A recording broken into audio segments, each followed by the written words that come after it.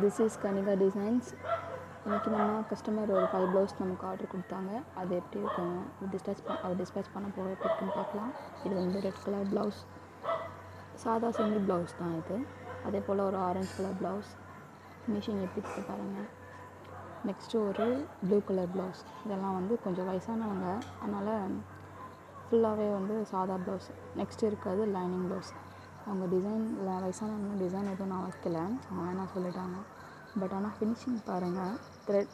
Stitching வந்து வெளியே தெரியாமல் ஃபினிஷ் பண்ணியிருக்காங்க. நெக் அண்ட் ஸ்லீவ்லலாம் நல்லா பார்த்தீங்கன்னா தெரியும். ஃபினிஷிங் வந்து அந்த மாதிரி பண்ணி கொடுத்துருக்கேன்.